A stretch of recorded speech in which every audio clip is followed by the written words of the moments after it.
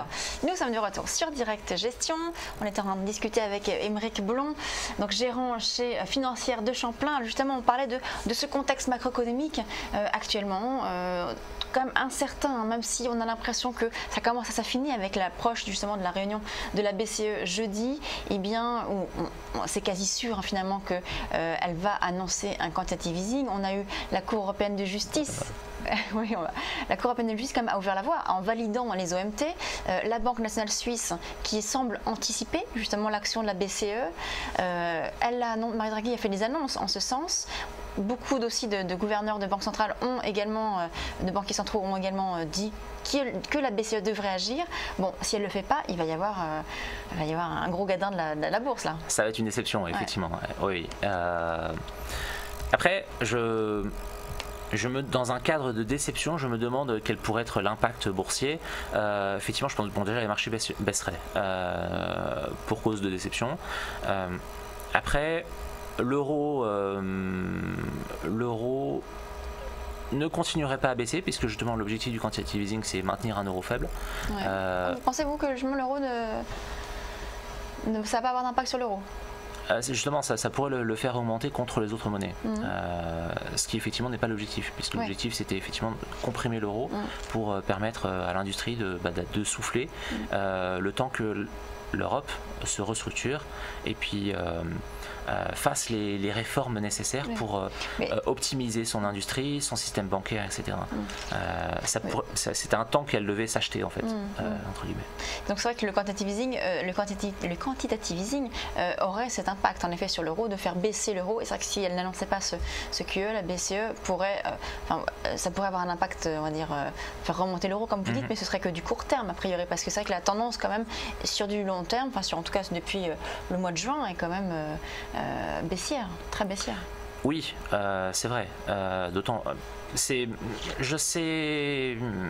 pense que, je sais pas dans quelle mesure beaucoup de gérants de gros fonds justement anticipaient ce mouvement baissier de l'euro et justement shorter un petit peu l'euro contre les autres monnaies.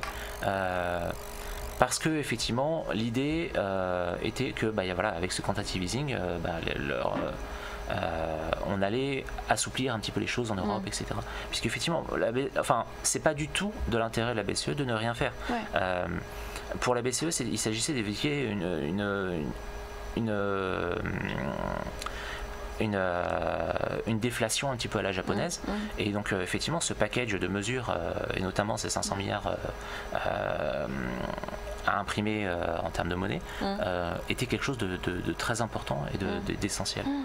Donc ouais, je pense qu'elle a un petit peu dos au mur, mais c'est lié à la passivité passée de la BCE qui n'a rien fait historiquement a maintenu un statu quo sur beaucoup de choses.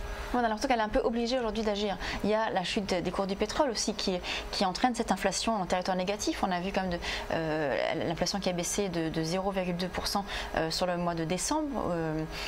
Là, a priori, sur le mois de janvier, il pourrait y avoir encore une continuité d'une très faible inflation. Donc, ce risque de déflation, en effet, comme vous dites, est en effet de plus en plus prégnant. Elle est obligée, on a l'impression qu'elle est obligée d'agir, la BCE. Je pense qu'elle ne s'est pas facilité les choses par le passé et que son inactivité passée la pousse à agir un petit peu dans la précipitation. Et je pense d'ailleurs que la BNS, la Banque nationale suisse, a dû envisager cet état de fait en se disant ah non mais là ils peuvent plus reculer, donc le secours plancher de 1,20 contre 1 euro, on peut plus le maintenir, d'autant plus que effectivement eux faisaient déjà une stratégie d'un peu de quantitative easing en maintenant le CHF très très bas et artificiellement, donc la banque suisse imprimait de la monnaie, imprimer. La Suisse, c'est quand même un petit État, donc le bilan de la banque suisse maintenant est très largement chargé en euros. voilà, il y avait des risques très importants en cas de quantitative easing. Alors, vous dites que la BCE, donc, elle doit au mur et qu'elle va être obligée d'agir un petit peu dans la précipitation. C'est vrai que c'est quand même assez contraire à ce qu'elle a fait jusqu'à présent. À chaque fois, elle communique, elle dit plusieurs mois à l'avance ce qu'elle va faire, et puis voilà, le jour J, hop, elle le fait. Là, elle a dit quand même qu'en effet, il y aurait un quantitative easing, mais on a l'impression que c'est peut-être un petit peu... Enfin voilà, elle a peut-être pu avoir plus de temps, ça n'a pas été trop mal. Oui. Alors après, je pense que les événements sont un peu précipités, ils ont été poussés dans les faits. Je pense que le mouvement baissier qu'on a constaté sur l'euro a été justement provoqué par tous ces acteurs de la finance, parce qu'ils misaient là-dessus ou poussaient à faire ce genre de choses. Et je pense que voilà, la BCE s'est sentie un petit peu forcée, là encore, en se disant pour maintenir un euro si faible, il va absolument falloir que je lance un package. Sinon, l'euro va remonter, mon économie est pas en déflation, mais limite. On voit que l'Allemagne ralentit, on voit qu'il y a des problèmes sur la Grèce, on voit qu'en Espagne, c'est un petit peu tendu au niveau régional avec la Catalogne. En Italie, il y a des problèmes de présidence. Il y a pas mal de choses qui vont pas très bien, et si on fait rien, ça pourrait poser un problème. Alors il y a le dossier grec aussi, le dossier grec qui n'est pas forcément là au bon moment, on va dire. 3 jours après, le 25, donc il y a les élections législatives, avec ce risque de voir le parti de gauche radical passer au pouvoir, même si on a l'impression que tout le monde a un petit peu met d'eau dans son vin en disant bon, c'est pas bien grave, ils vont rester eux aussi disent qu'ils veulent rester comme dans la zone euro. Quel peut être l'impact finalement de ce passage du parti de gauche radical donc au pouvoir? C'est vrai qu'on a assisté à quelque chose de très paradoxal. Une rue grecque qui s'est un petit peu rebellée contre l'Europe au moment des mesures drastiques que le gouvernement s'est vu imposer à l'époque. Et aujourd'hui, on a eu des sondages d'opinion avec effectivement 70% de la population qui voulait rester dans l'euro, et qui a manifesté son attachement à l'Europe. Donc oui, une action, enfin un comportement un peu schizophrénique. Moi je les aime bien les Grecs, ils peuvent rester, il n'y a pas de problème. Voilà, après effectivement il s'agit de voir un petit peu ce que le nouveau gouvernement va faire. Et je pense pas qu'ils décident du jour au lendemain d'annuler la dette ou quoi. Je pense qu'ils vont essayer de retourner à la table de négociation, rééchelonner un petit peu la dette. Il y a aussi une terme de timing qui va être très court. Ils ont un mois finalement pour justement négocier repenser le projet, le budget. Absolument. Mais je pense que justement là c'est un bras de fer, et je pense que le plus fort est justement le grec, dans le sens où la plupart des pays européens ne veulent pas voir la Grèce faire défaut. Ils ne veulent pas voir la Grèce partir. C'est des signaux qui sont très très mauvais. Donc, alors déjà que l'Europe est mal en point en termes de structure et de messages européens unitaires. Avec ces problèmes de scission interrégionale, on l'a vu à l'Écosse, à la Catalogne maintenant, etc. Je pense que la BCE veut pas jeter, enfin les Européens ne veulent pas jeter de l'huile sur le feu, et oui, je pense que les Grecs sont les plus forts à la table de négociation et vont pouvoir dicter leurs termes en disant bon voilà, soyez sympas, disons qu'on ne rembourse pas la dette pendant un moment, ou qu'on va échelonner de manière hyper soft la dette, on fait défaut éventuellement sur une partie de la dette, mais pas toute. Et c'est la zone euro qui va prendre à son compte finalement ce déficit. Absolument, et peut-être qu'effectivement ce sera ce sera voilà, comme ça personne ne perdra la face, et puis il y aura tout le monde ne sera pas super heureux, mais tout le monde sera relativement heureux. Un mot sur le forum de Davos qui a lieu à la fin de la semaine. On a donc ces grands patrons, ces grands politiciens qui vont se réunir lors de ce forum économique, parler de la croissance économique, des perspectives. Alors il y a beaucoup d'enjeux. Alors il y a cette croissance chinoise, deuxième économie mondiale, qui ralentit. Mais alors même si on est quand même à des niveaux de 7%, ça reste quand même très honorable. On aimerait bien avoir la même chose en Europe. Les prévisions tapent sur 7,3% en 2014 contre 7,7% en 2013. 2015, ça devrait être 7%. Est-ce que vous pensez qu'on peut y avoir un rééquilibrage justement des pouvoirs actuels face à une économie américaine également robuste, mais peut-être un petit peu avec un risque de perte de vitesse dans les prochains mois? Est-ce que vous pensez qu'il peut y avoir l'Europe peut tirer peut-être son épingle du jeu avec ce quantitative easing qui va peut-être lui donner un petit peu de souffle? fondamentalement, je pense que l'Europe n'est pas dans une situation de détresse absolue. Je pense que l'Europe a quelques réformes structurelles à faire, peut-être une intégration, pousser un petit peu le degré de fédéralisme au niveau européen. Je pense d'ailleurs que au niveau les choses vont commencer à bouger. Là, on le voit au niveau sécuritaire. Beaucoup de réformes de sécurité qui consistaient à l'échange d'informations pour les voyageurs, la constitution de fichiers sur les nouveaux entrants sur le territoire européen, etc. Tout ça, c'était des choses qui étaient bloquées au nom de, effectivement, de la libre circulation des Européens ou des gens qui étaient sur le territoire européen. Tout ça commence à bouger. On l'a vu avec les attentats. On commence à se demander si effectivement il faudrait pas commencer à voter ces lois un petit peu, pas un Patriot Act à l'européenne, mais commencer à voter des lois au moins de suivi à défaut de contrôle. Et voilà, c'était des pierres d'achoppement au niveau des négociations qui posaient problème, qui n'étaient pas atteintes, et ça fait 5 ans qu'on parle de ça. Donc là, on commence à en reparler et les gens ont l'air plus enclins à le faire. Donc oui, je pense que les choses vont commencer à bouger peut-être, et peut-être que ça va bouger sur d'autres choses en même temps. En termes de pouvoir en place, on a souvent en général les États-Unis et la Chine.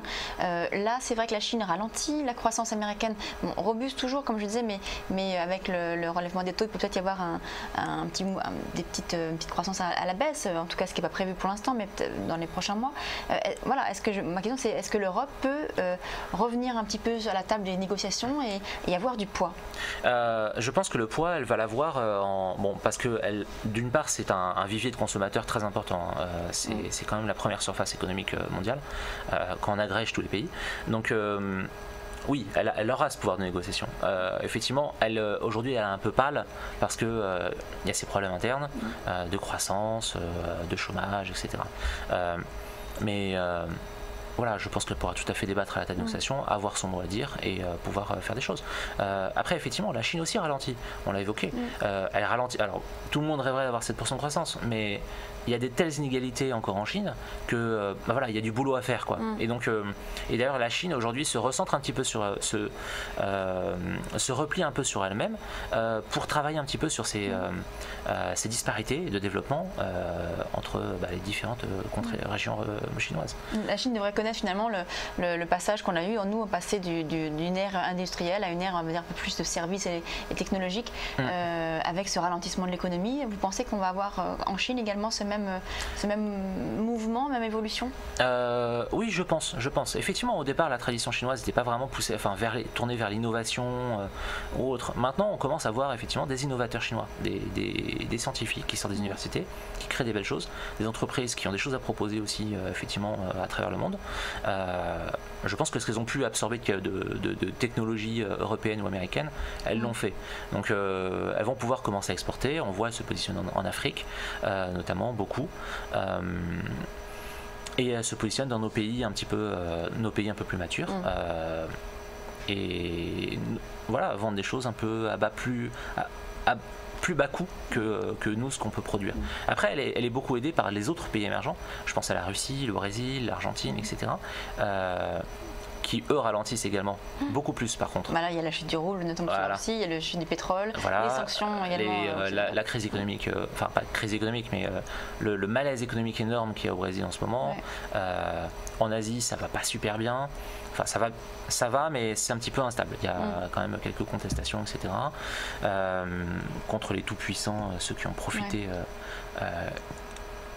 Que eux de la croissance, voilà, il y a des petits malaises un peu à droite à gauche.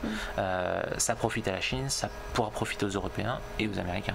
Alors justement, on va marquer une pause et on va revenir tout à l'heure sur les valeurs à suivre. Alors peut-être plutôt du côté européen justement et américain, voir un petit peu quelles sont les pépites à suivre. C'est tout de suite.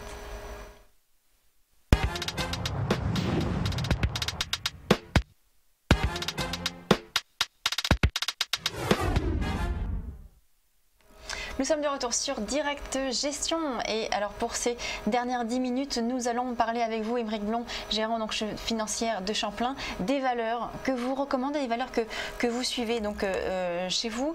Alors tout d'abord, on va commencer par, vous nous avez parlé tout à l'heure de 2 valeurs françaises, on va être un peu chauvin. Il y avait Gemalto et Norbert d'Entresemble. Parlez-nous un petit peu donc de Gemalto. Pourquoi est-ce que c'est une valeur qui a attiré votre attention?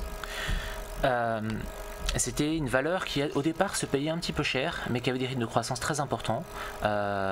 Juste peut-être un petit retour, Gemalto ils font des cartes, des puces, donc des puces sans contact, des puces classiques, des puces SIM, donc voilà. Donc au départ effectivement c'est un acteur qui avait des très fortes croissances, étant donné effectivement il y a la croissance du marché téléphonique, la croissance aussi du marché des cartes à puces qui commence à fortement se développer. Donc il y avait une croissance à 2 chiffres, donc elle était toujours un petit peu historiquement chère, mais il fallait en avoir un portefeuille. Aujourd'hui ce qui s'est passé c'est qu'il y a eu quelques annonces à mon avis précipitées de la part de Gemalto, non, de la part de certains blogueurs américains au moment de la sortie de l'Apple SIM, qui n'est pas vraiment encore sorti d'ailleurs, et puis la solution de paiement sans contact de Apple, qui n'a pas vraiment décollé non plus.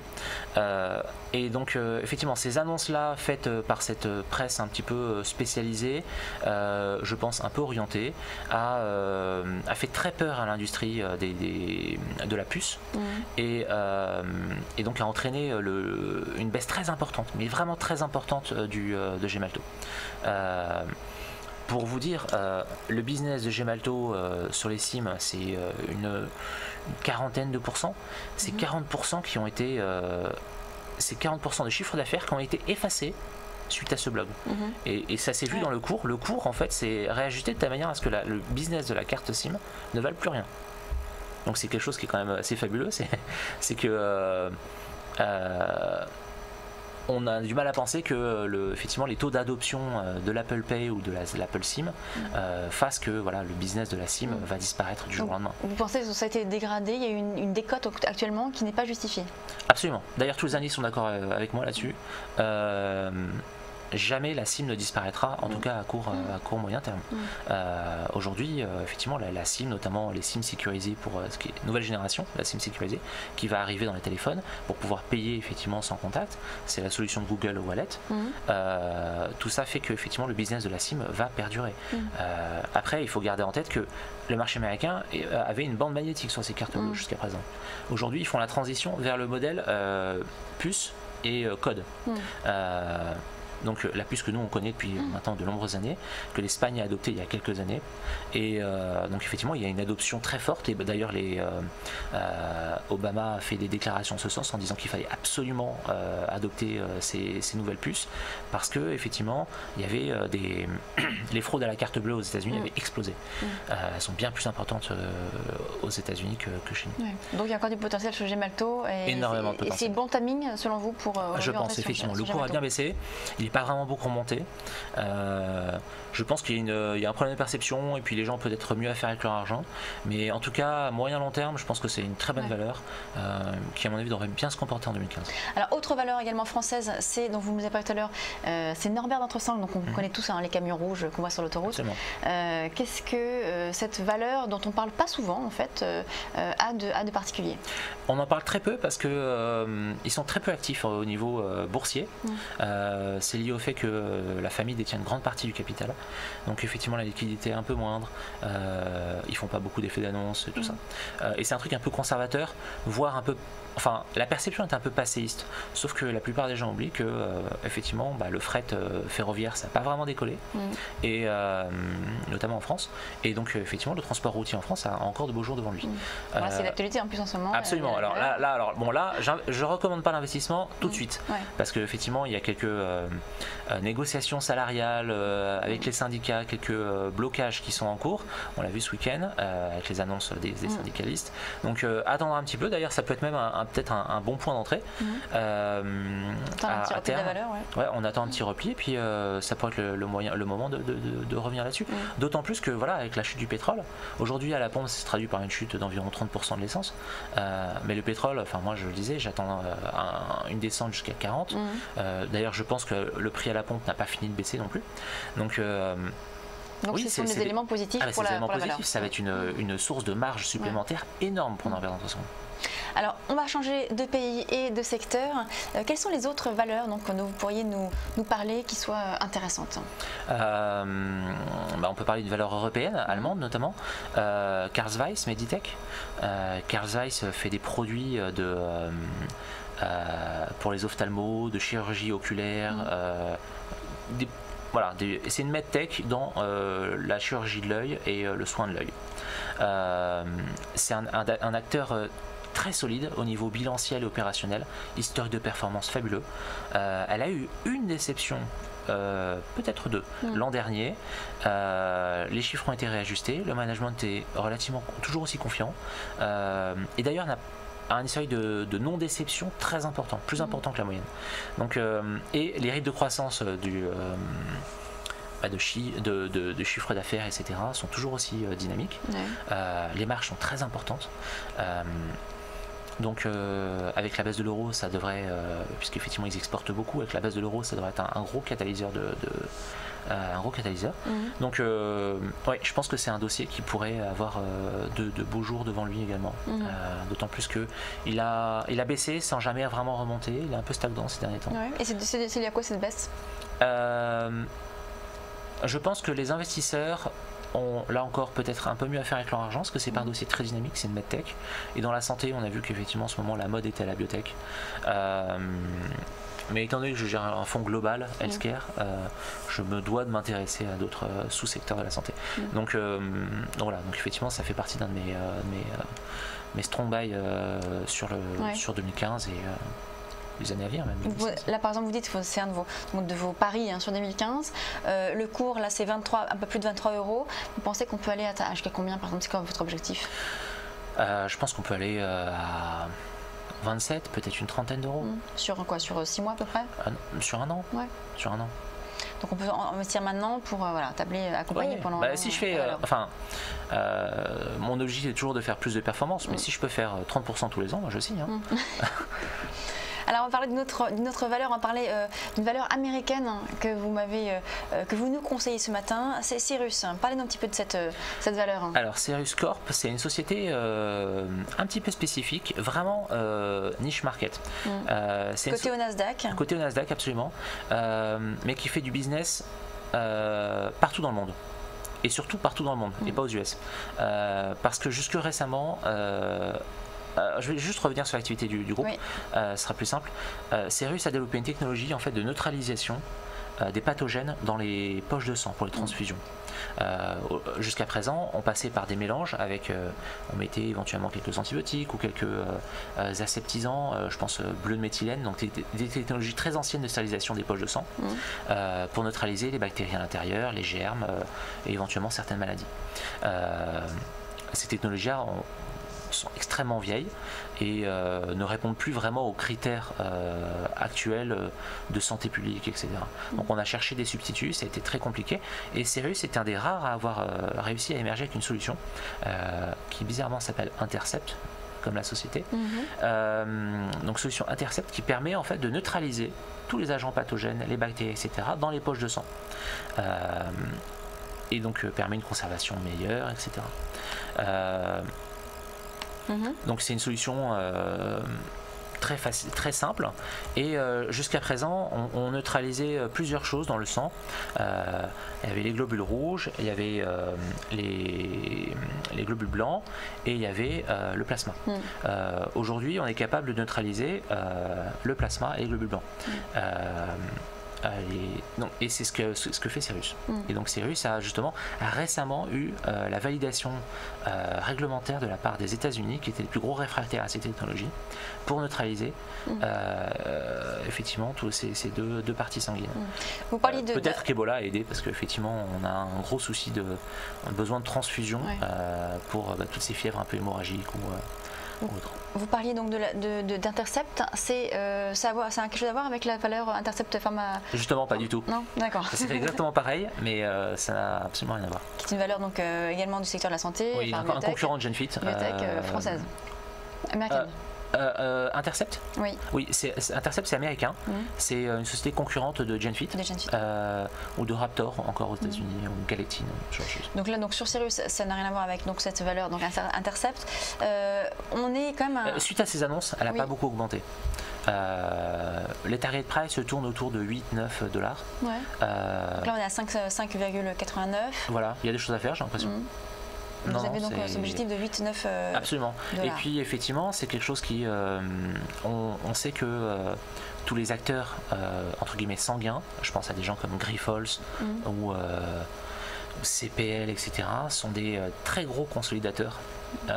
Donc aiment beaucoup acheter, faire leurs courses, acheter des petites boîtes, acheter des centres, etc. Ça pourrait être une idée. Ouais. Donc je récapitule. Donc si on veut miser sur la France, on peut aller sur du Norbert d'Entresangles et Gemalto par exemple, entre autres évidemment, ce sont ceux dont vous nous avez parlé ce matin.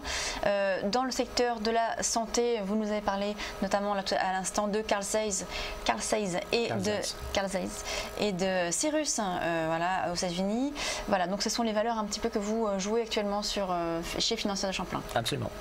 Merci beaucoup Aymeric Blanc, donc gérant chez Financière de Champlain. C'est la fin de Direct Gestion. On se retrouve demain 9h20 pour une nouvelle émission. Place maintenant à Direct Investisseur. À tout de suite.